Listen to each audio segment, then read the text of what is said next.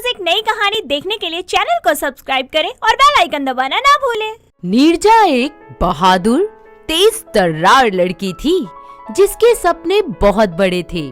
वो air hostess बन अपने सपनों के आसमान में उड़ना चाहती थी। आखिरकार उसकी मेहनत और चाहत रंग लाती है। वो एयर इंडिया में बतौर एयर होस्टेस ड्यूटी करने लग जाती है। समय बीतता जाता है।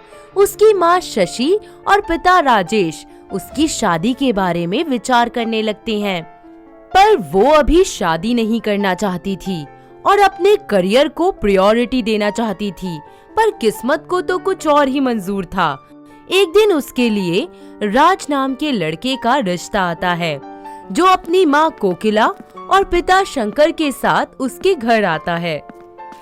अरे शशि जी, कहाँ है आपकी बिटिया? अजी वो बस तैयार होकर आती ही होगी। लो जी, आ गई। नीरजा सबके लिए गर्मा गर्म चाय और समोसे लिए आती है। उसे ट्रेडिशनल आउटफिट में देख राज का दिल धक धक करने लगता है। उसके मन में प्यार की तितलियां उड़ने लग जाती हैं और वो एक टक उसे देखता ही रह जाता है। अरे मेरे लाल, कितना लग रहा है कमाल। अरे ढंग से चाय पी। सॉरी माँ, वो वैसे नीरजा जी बहुत टेस्टी चाय बनाई है आपने। शुक्रिया। इस तरह दोनों परिवार रिश्ता पक्का कर लेते हैं और कुछ ही दिन बाद पारिवारिक रजामंदी के साथ दोनों का विवाह हो जाता है। नीरजा राज से शादी तो कर लेती है, पर वो इस रिश्ते से जरा भी खुश नहीं थी। वो तो बस अपनी एयर होस्टेस की ड्यूटी के बारे में ही सोचती रहती है।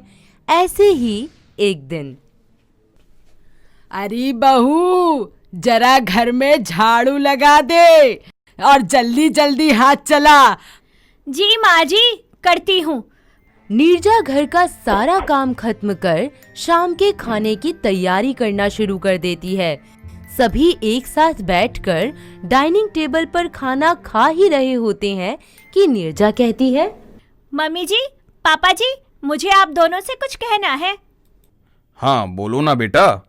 वैसे आज का खाना तुमने बहुत स्वादिष्ट बनाया है। थैंक यू पापा जी। वो मैं कह रही थी, मुझे वापस एयर होस्टेस जॉब पर जाना होगा। सुबह 5 बजे निकल जाऊंगी मैं।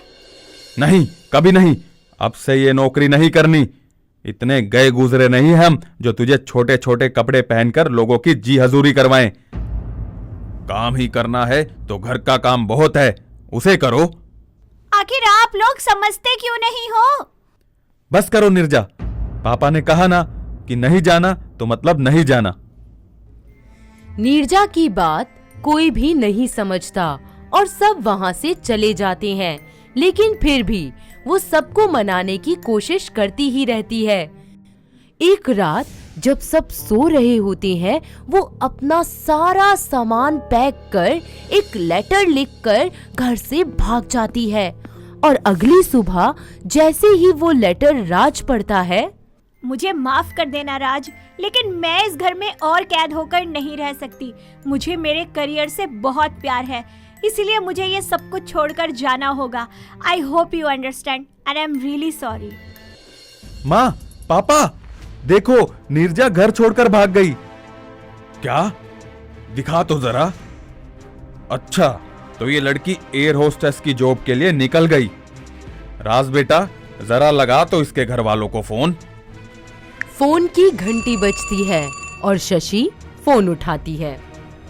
हेलो हेलो, आवाज नहीं आ रही, जरा जोर से बोलिए। कौन है जी? मैं शंकर बात कर रहा हूँ, राज का पिता। अरे आपकी बेटी हमारे खानदान पर कालिक पोत कर चली गई, सुने क्या नहीं? अरे अरे भाई साहब जी, क्या हुआ है? मेरी बेटी से कोई गलती हो गई क्या? तुम्हारी बेटी भाग गई। अरे करियर इतना ही प्यारा था तो शादी क्यों की इसकी? अब बताओ कहाँ करती है ये ड्यूटी? ये बात सुनकर शशि के पैरों तले की जमीन ही खिसक जाती है और वो डर कर शंकर को नीरजा का पता बताती है। उसके ससुराल वाले उसकी तलाश में निकल पड़ते हैं, पर वो कहीं भी नहीं मिलती। वहीं दूसरी तरफ नीरजा एयर इंडिया की नामी एयर होस्टेस बन अपने करियर की बुलंदियां छूने लगती है। दूसरी ओर राज की तलाश पूरी होती है और उसे अपनी बीवी का पता मिल जाता है। पापा देखो, मुझे पता लग गया है नीरजा कहां पर है। वो एयर इंडियन की फ्लाइट नंबर 789 पर ड्यूटी करती है। अरे जल्दी चल बेटा, कहीं वो लड़की भागकर हमारी पहुंच से दूर ना हो जाए। शंकर और राज उसी प्लेन की टिकट करवा लेते हैं जिसमें नीरजा बतौर एयर होस्टेस काम कर रही थी। वो प्लेन में बैठ जाते हैं और तभी वहां नीरजा उन्हें नजर आती है, जो प्लेन के इंस्ट्रक्शंस इंग्लिश में सभी को बता रही थी। उसे ऐसा देख उन लोगों को बहुत हैरानी होती है। प्लेन उड़ने लग जाता है, तभी अचानक कुछ आतंकवादी प्लेन को हाईजैक कर लेते हैं और एक पायलट को गोली से उड़ा देते हैं और दूसरे पायलट को प्लेन किसी रेगिस्तान में लैंड करवाने को कहते हैं। प्लेन में मौजूद सभी पैसेंजर्स डर से कांपने लगते हैं। अरे चुप हो जाओ सारे, मुंह बंद करो वरना हमेशा के लिए बंद कर दूंगा। अरे भाई, हम सब ने आपका क्या बिगाड़ा है? आप ये सब क्यों कर रहे हैं? अरे बुड्ढे चुप हो जा मखा, नहीं तो एक के मैं जबाड़ा बाहर भगा होगा, देख ले। नीरजा अपने ससुर की आवाज पहचान जाती है और उठकर उन्हें देख कहती है, पापा जी, आप यहाँ क्या कर रहे हैं? चुप हो जा, तेरी वजह से ही ये सब हो रहा है मेरे साथ। अरे चुप हो जाओ सारे, थोड़ा तो डरो मुझसे, मैं आतंकवादी हूँ। मजाक लग रहा है यार तुम्हें। ए बुड्ढे, तुमको ज्यादा ही नहीं बोल रहे और सबके आगे मेरी बेइज्जती करने का कोई हक नहीं है तुम्हें। अरे राज देख ये मुझसे कैसे बात कर रही है। हाँ राज, इन्हें समझा लो कि मेरी बेइज्जती ना करें। अरे चुप हो जाओ तुम दोनों, अपना घरेलू मामला घर में सुलझाना। रुक, अभी तेरी बोलती बंद करता हूँ बुड्ढे। नीरजा बड़ी ही चालाकी से धीरे धीरे आगे आकर ढोंग करते हुए झपट कर आतंकवादी से उसकी बंदूक छीन लेती है और उनकी तरफ निशाना साध देती है। जल्दी से बोल अपने सारे साथियों को बंदूक नीचे रख दे, वरना यही खत्म कर दूंगी आज तुझे, समझा? अरे नीचे रखो बंदूक सारे, हमारा लीडर मर गया तो मिशन कंप्लीट कुकर कराएंगे।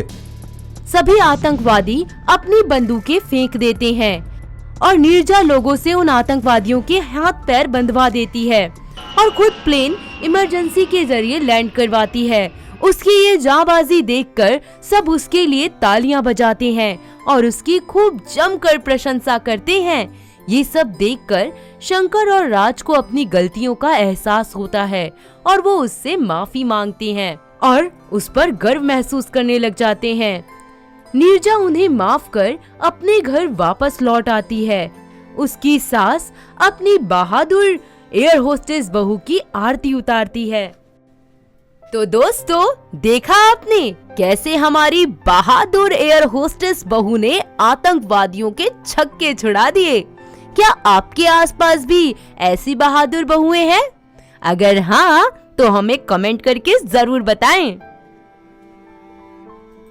दोस्तों, अगर आपको ये कहानी पसंद आई तो इसे लाइक करें, शेयर करें और कमेंट करके बताएं कि कहानी में आपको सबसे अच्छा क्या लगा।